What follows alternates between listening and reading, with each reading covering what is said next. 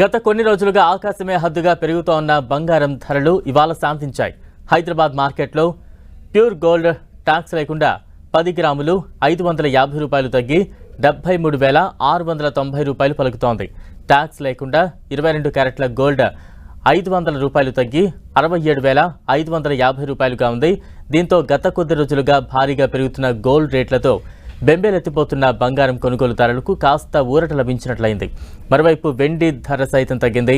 Kilo వెండిపై అంతర్జాతీయ మార్కెట్లో ounce gold ఇవాళ $42 పైగా తగ్గి 2,371 రూపాయలకు పడిపోయింది. దీంతో దేశీయ మార్కెట్లలోనూ ఇవాళ ధరలు దిగివచ్చాయి.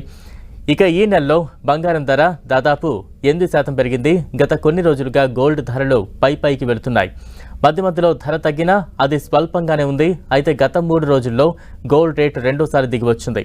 గత 3 రోజుల్లో గోల్డ్ దాదాపు 1000 రూపాయలు తగ్గినట్లయింది. ఇక దేశంలోని ఇతర ప్రధాన నగరాల విషయానికి వస్తే చెన్నైలో 22 క్యారెట్ల బంగారం 10 గ్రాముల ధర 400 రూపాయలు తగ్గి 68,450 రూపాయలకు, 24 క్యారెట్ల బంగారం 440 రూపాయలు తగ్గి 74,670 రూపాయలకు దిగివచ్చింది.